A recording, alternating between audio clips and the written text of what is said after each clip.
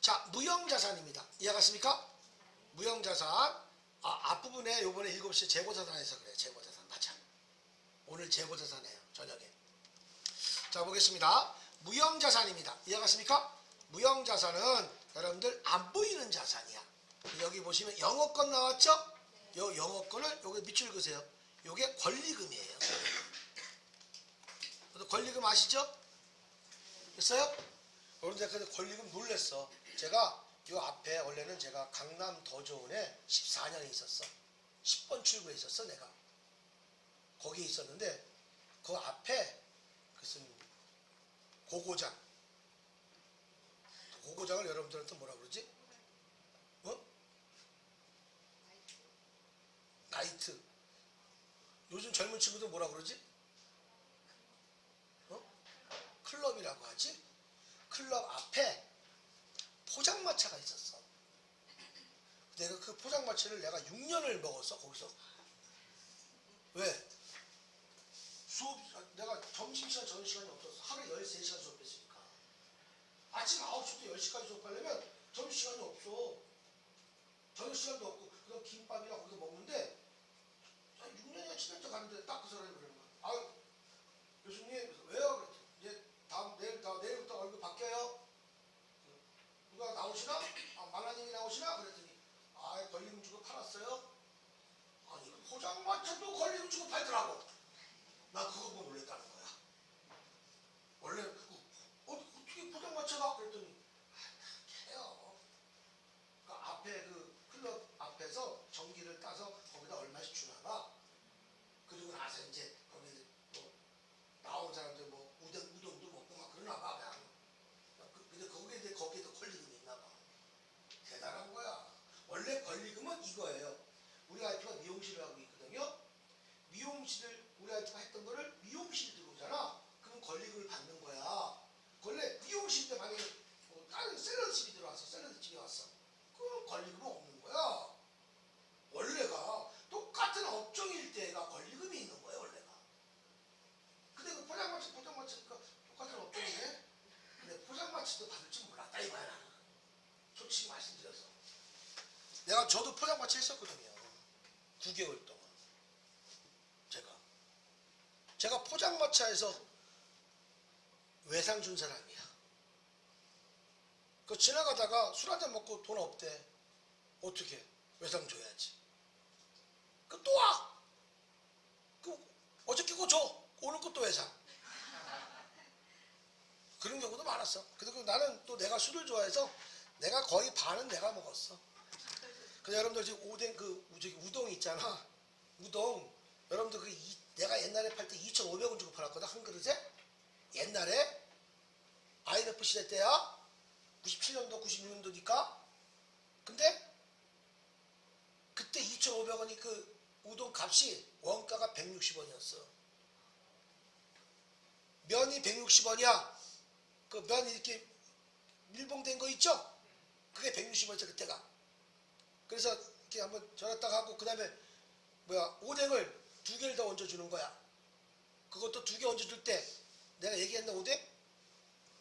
오뎅이 잘 빠지는 거 있지? 그건 하루가 지난 거야.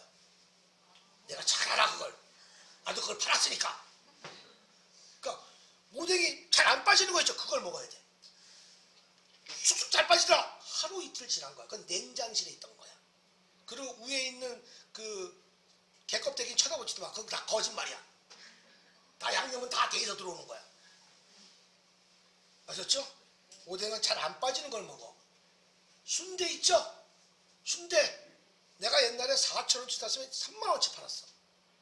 근데 순대를 사잖아. 소매로 도매가 사잖아. 간하고 허파는 공짜로 줘.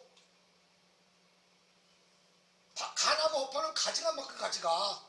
순대값에 포함 안 돼. 지금도. 내가 잘 알아 그걸. 내가 9개월한테 인천대학교 앞에서 인천대학교 이사가기 전에 선의대단 재물포에서 내가 했던 사람이야. 닭발 다음에 얘기할게. 자 보겠습니다. 자 영업권이 여기 뭡니까? 이게 권리금이야. 알겠습니까? 그 다음에 특허권을 아시죠? 특허권. 여러분들 CEO들 다 앉아가지고 딱 있으면 여기 앞에서 막 내가 내가 사겠습니다. 그래서 그 사람을 채용하잖아. 그죠? 그 TV에 나온 거 있었잖아. CEO들 나와가지고 앉아가지고 앞에서 뭐 하고 나왔잖아. 그죠? 그런 것들이 그걸 자꾸 만약에 한다면 5년이면 5년, 10년, 10년을 특허를 내주는 거야. 그러면 그게 그 특허를 내면 똑같은 게 나올 수가 없어. 특허 사용 기간이 지나면 그 다음부터 나오는 거야. 이해가십니까? 그 다음에 상표권 아시죠? 상표권 아시죠? 뭐 나이키다, 프로스펙스다. 난 그거밖에 몰라. 요즘 건 잘 몰라. 알겠습니까? 그 다음에 또 뭐 있어요? 실용신안권. 여러분들 옛날에 여기 지하철에 가면 이렇게 조그만 거 끌고 다니면서 한방파스를 판매한 사람이 있었어. 지하철역에서. 지하철 안에서. 지금은 없지. 지하철에. 그 한방파스 있죠? 그게 신식파스야. 그 신식파스를 자기가 개발한 거야. 그걸 실용신안권을 내. 그게 실용신안권이야. 기존에 있는 파스를 업그레이드 시킨 게 실용신안권이야. 거기다 이렇게 써놨어. 이렇게 실용신안권을 들고 다녔어. 지가 한방파스 만들었다고. 됐습니까? 그게 실용신안권이고, 의장권. 여러분들 여기 보세요. 여러분들 지금 돌아가셨죠? 앙드레긴. 그 자기만의 그 의상을 갖고 모델 세워가지고 이렇게 선보이고 그랬잖아. 의장권 그런 것들이고, 면허권은 뭐 이건 알죠? 면허권 좀 빌려주는 거, 자격증 같은 거. 근데 그런 것도 있고, 강화권은 뭐야? 내가 산을 샀어. 산을 사면 여기에 금이 얼마큼 되는지, 구리가 얼마큼인지, 은이 얼마큼인지 어떻게 알아? 석탄이 얼마큼인지 어떻게 알아? 거기에 나오는 권리. 그게 강화권이야. 이해가십니까? 그 다음에 개발비는 아시죠? 개발한 거. 요 개발비가 시험 문제에 제일 많이 나와. 좀 이따가 할 겁니다. 알겠습니까? 소프트웨어 아시죠? 소프트웨어, 웹사이트, 프랜차이즈 이런 것들도 다 뭐야? 이거 우리 지금 요 그림이 뭐야? 프랜차이즈잖아. 그렇지. 전국에 다 있잖아. 이게 프랜차이즈라고 하는 거야. 알겠습니까? 자, 그러면 여러분들이 제일 중요한 것이 또 하나 요것만 많이 써요. 알겠습니까? 이런 것들을. 자, 그러면 개발비를 좀 설명을 하겠습니다. 요 개발비는 비로 끝나는 거 다 비용인데 개발비 하나만큼은 이게 무형자산이에요. 알겠습니까? 요 개발비는요, 자산에 충족하면 개발비고요, 자산에 충족 못하면 경상연구개발비인데, 여기 뒤에 넘겨볼까? 여기 써있을 건 없네. 여기 볼게요. 여기다 쓰겠습니다. 개발비는 여기 써있죠? 뭐라고 써있어? 연구단계와 개발단계라고 그랬죠? 근데 여기에서 연구단계는 무조건 경상연구개발비로 처리해줍니다. 개발비. 자, 요거 여러분들 일반 전표 잠깐 가보세요. 그리고 경상 쳐봐봐. 차별에. 거기도 막 500번 뭐 800번 막 나올 거야. 경상. 됐어요? 나오죠? 이게 경상연구개발비야. 이게 경상이 뭐냐면 계속적이고 반복적이다라는 뜻이에요. 이해갔습니까? 그래서 연구를 계속적이고 반복적이게 하는 거야. 이해갔습니까? 여러분들 황우석 박사 아세요? 아세요? 줄기세포. 나 그때 가슴 떨렸거든. 왜냐면 줄기세포 나라는 사람을 하나 더 만들면 한 번 더 더블로 돈을 벌 수 있잖아. 나 그때 황우석 박사를 굉장히 존경했어. 근데 지금 미국으로 가셨잖아요. 아랍으로 갔어 또? 잘도 팔려. 우리나라에서 횡령으로 쫓겨났거든. 횡령으로 됐어. 그걸 좀 이따 얘기할게요. 왜 횡령이 됐는지. 자, 보겠습니다. 일부러 횡령된 게 아니고 연구를 했는데 끝까지 마무리를 못한 거야. 그럼 개발비라는 계정가까지 못 간 거야. 근데 그 모든 비용 쓴 게 횡령이 돼버린 거지. 무슨 뜻인지 알겠습니까? 그래서 연구 단계와 개발 단계가 있어. 그렇죠? 자, 그대로 가볼게요. 여기다가 연구 단계는 경상연구개발비고, 그 다음에 개발 단계. 개발 단계는요, 요것도 두 가지가 나왔죠. 자산에 충족하면 개발비로 분개하고요, 자산에 충족하지 못하면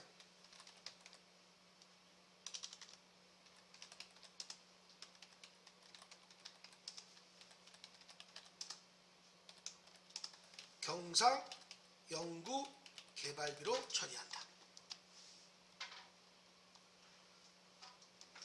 만약에 충족하지 못한지는 그냥 시험 문제에 그냥 나와. 충족한다, 충족하지 못하다 이렇게 나옵니다. 알겠습니까? 근데 아무 조건도 없더라. 그럼 무조건 경상연구개발비야. 그것도 이론상에서 나와요. 이해갔습니까? 됐어요? 그 연구개발비, 연구단계는 무조건 아직 경상연구개발비예요. 이해가셨습니까? 됐었죠? 요 개발비는 이렇게 여러분들 해주시는 겁니다. 이해갔습니까? 자, 그럼 한번 볼게요. 이 무형자산의 이론이 제일 많이 나와서 요건 별도로 해놓은 겁니다. 무형자산은 유형자산과 마찬가지로 감가상각을 합니다. 이해가십니까? 됐어요? 두 번째, 합리적인 방법을 선택할 수 없을 때는 무조건 정액법이야. 잠깐 여기 이건 쓰지 마. 유형자산 보이는 거는 다 정률법이고 무형자산은 다 정액법이야. 그런데 유형자산 중에서 건물만 뭐예요? 정액법을 합니다. 근데 거기 주어지니까 그렇게 아세요? 알겠습니까? 자, 그렇게 주어지면 하시면 되는 거고, 만약에 주어지지 않으면 무형자산은 다 정액법을 합니다. 그 무형자산은 율법이 없어요. 유형은 정률, 정액 다 있잖아요. 연수학계법까지. 하지만 무형은 우리 여기에서는 다 정액법으로 합니다. 알겠습니까? 무슨 법? 정액법. 내용연수분의 취득원가 마이너스 잔존가에. 알겠습니까? 됐어요? 자, 그 다음에 세 번째, 표시방법은 직접법과 간접법으로 나눠진다. 그 간접법이 누구의 얘기야? 근데 여기 보세요. 아까 유형자산은 우리 대한민국은 무슨 법을 채택하고 있다고 그랬죠? 간접법을 채택하고 있다고 그랬죠? 하지만 우리나라에서 무형자산은 직접법을 채택하고 있습니다. 이해갔습니까? 그래서 개발비, 영어권, 특허권이 대면에 가버리는 거예요. 그래서 우리 아까 개정 과목에 감가상각 누구 얘기 없었죠? 그래서 없는 거예요. 이해갔습니까? 그렇게 만들어준 거고, 잔존가액은 원칙적으로 없다고 가정한다. 없다가 아니야. 없다고 가정하는 거예요. 이해갔습니까? 요 잔존가치는 없다고 가정한다. 알겠습니까? 왜? 건설 중의 자산에 끼는 게 있기 때문에 그래요. 그래서 다시 한번, 잔존가액은 없다. 이거 틀려. 없다고 가정한다. 이해갔습니까? 분명히 말씀드렸어요. 그 다음에 내용연수는 법적으로 계약이 정해진 경우가 아닌 경우에는 자산을 사용한 시점부터 사용하는 시점이 제일 중요해. 여기 주목. 내가 기계를 취득했어. 취득하는 시점이 아니야. 그 기계를 사용하는 시점부터 감가상각이 이루어집니다. 시험 문제 엄청 잘 나와요.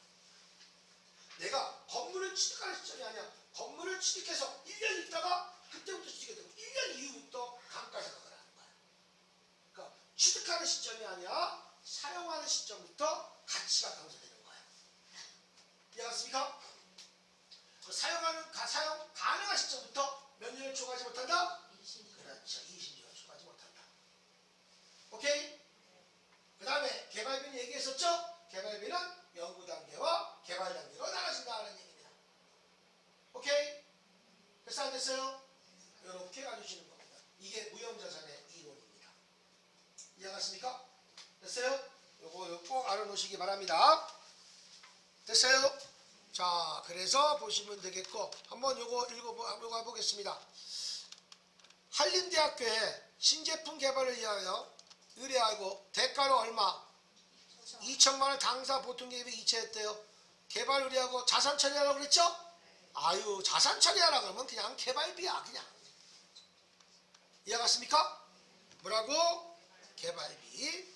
두 번째, 신제품 개발하고 특허권을 취득하기 위한 수수료 얼마? 300만원을 현금으로 지급했대요. 그렇죠?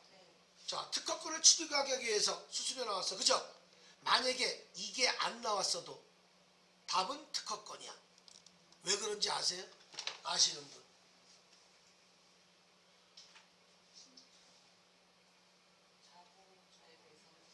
일곱 글자.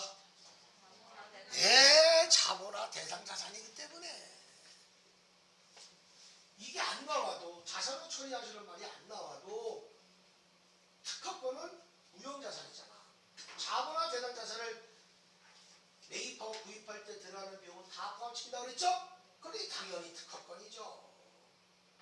알겠습니까? 됐어요? 그 수수료도 쓰면 안 되는 거야. 아셨죠? 3번 이제 좀 알겠어요? 자본화 대상 자산, 이건 자본화 대상 자산, 세금과 공가, 비료, 알겠습니까? 세 번째 게 요거는 시험 문제에 안 나오는 건데 제가 교과 과목 때문에 넣었어요. 이게 합병이야. 남의 회사가 우리 회사의 합병이 된 거야. 이해가십니까? 됐어요? 그럼 여기 보세요. 남한테 남이 거 들어올 때는 여기 보세요. 상대방의 공정가치로 모든 걸 분개해줘야 돼요. 아까 이종자산도 어떻게 됐습니까? 아까 내가 얘기 안 했는데 여기 보세요. 이종자산 교환할 때는 기계를 차량을 바꿀 때는 바꿀 때 이종자산 교환이잖아요. 그렇죠? 이공은 그렇게 합니다. 이공. 내가 이시잖아. 옛날에 조선시에서는 이공 그랬어. 김공, 조공 이렇게 얘기했어. 이공, 이종자산은 공정가치로 분개한다. 동장, 동종자산은 장부금액으로 분개한다. 알겠습니까? 아까 설명하다 그 얘기 빼져가지고 말씀드렸고, 자 이거는 뭡니까? 상대방이 나한테 인수 들어오는 거는 상대방이 장부를 거짓 장부를 쓸 수도 있잖아. 장부 금액을 인정하면 안 되는 거야. 나라에서 인정해주는 공정가치로 분개해주는 거야. 그 공정가치가 장부 금액이나 크던 적던 상관없어. 다 공정가치로 인수하는 거, 합병하는 거야. 이해갔습니까? 자 그러면 합병할 때 얼마를 지급했어?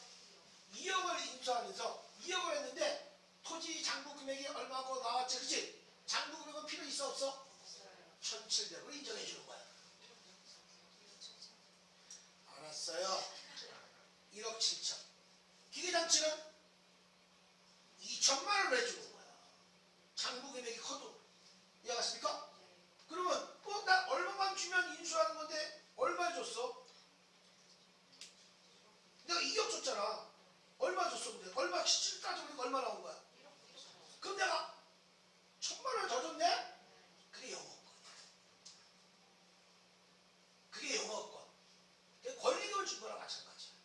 근데 만약에 영업권을 만약에 내가 1억 9천짜리를 1억 5천에 합병했어. 그럼 4천만 남지? 그럼 대변의 영업권.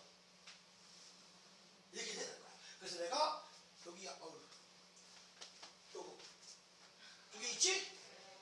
왜 차변대변 있는지 알죠? 내가 가로친 건 차변도 발생할 수 있고 대변도 발생할 수 있다는 얘기야. 똑같은 대적가물이니까.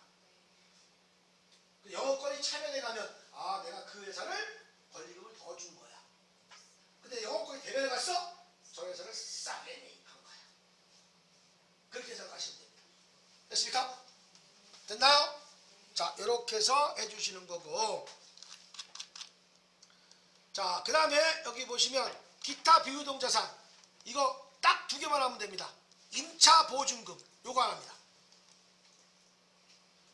그 다음에 부도원가수표 어디 있는데 요거 두 개밖에 안 합니다.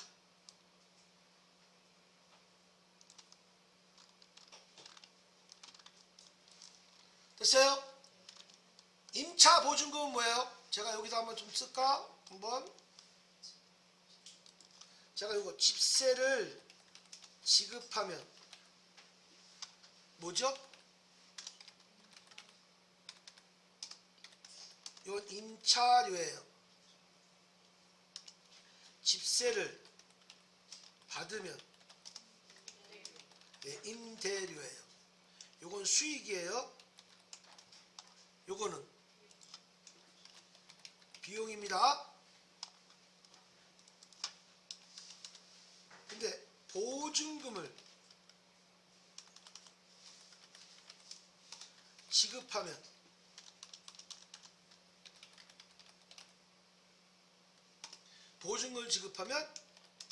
임차 보증금 요건 자산이에요. 근데 보증금을 받으면 임대 보증금이에요. 요건 부채입니다. 나중에 부채 또 하겠지만 이해가 됐습니까? 됐어요?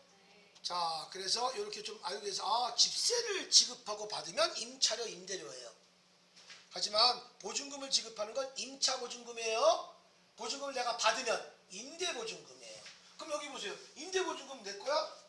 나중에 돌려줘야 될 거 아니야. 그래서 부채 적용하고 있는 거야. 임차 보증금은 내 돈이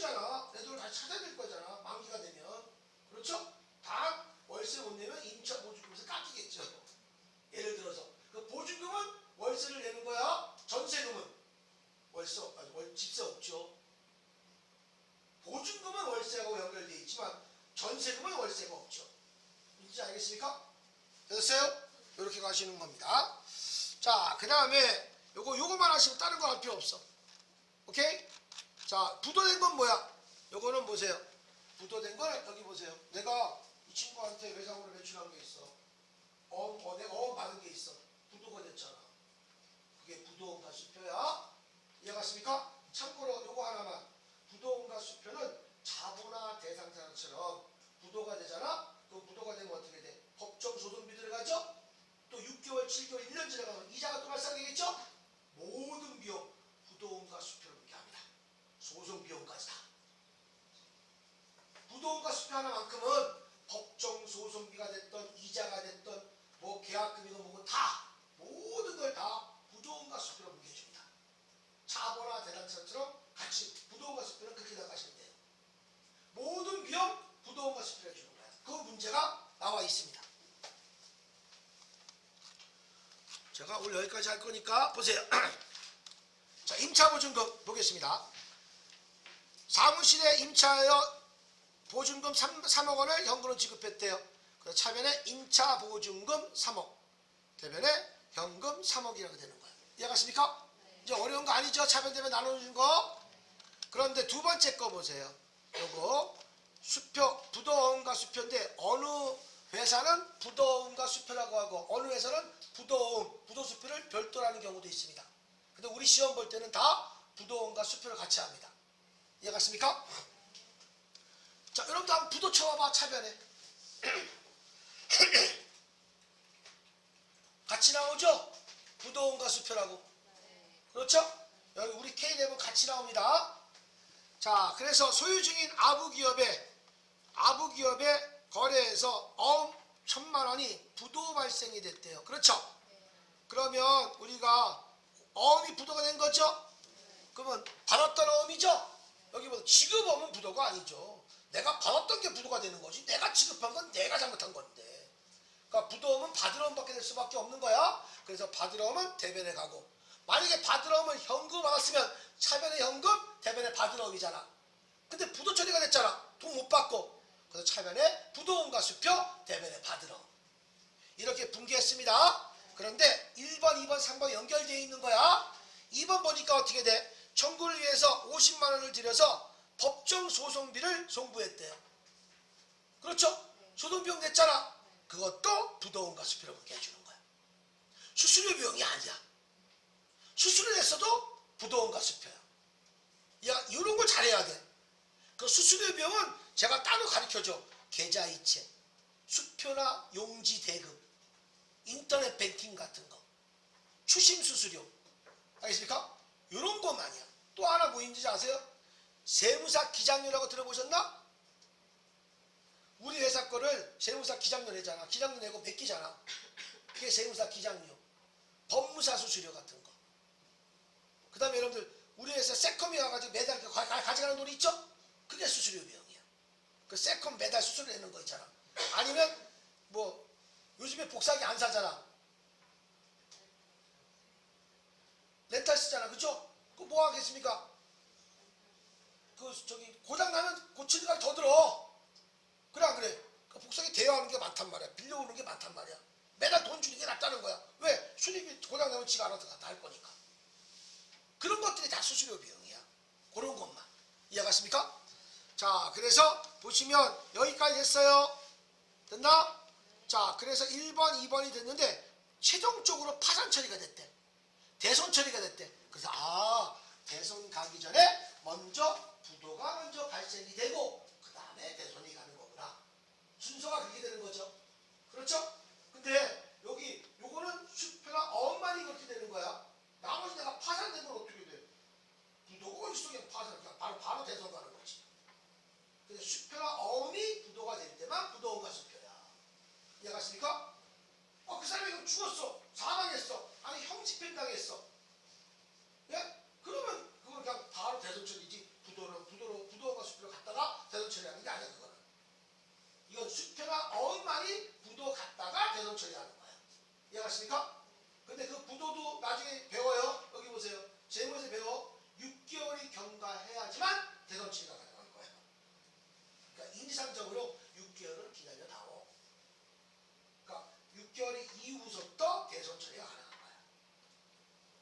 그럼 여기 볼게요.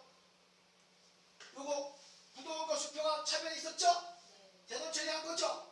충당금 자리가 없대. 그래서 부동과 수표 요 차변에 있던 거 대변에 보내고 차변에 뭐가 되겠습니까? 대손 삼각비가 되는 거야. 왜 대손 삼각비요? 예, 매출 채권이니까. 받으러 오니까. 만약에 충당금이 여기에서 50만 있다고 보자. 그럼 어떡할 거야? 차변에 대손 충당금 50만원. 대손 삼각비 1000만원. 이렇게 되겠지. 바뀌면. 충당금이 있다고 하면. 근데 충당금이 없으니까 그냥 대손 삼각비를 처리해준 거지. 이해갔습니까? 됐나요? 이렇게 가시는 겁니다. 이렇게 해서 여러분들 무형자산, 기타 비유동자산과 무형자산은 이런 원리로 해주시는 겁니다. 됐습니까? 다음 시간에는 비유동부채, 유동부채, 비유동부채 내일 그렇게 하시면 되겠네요. 여기까지 할게요.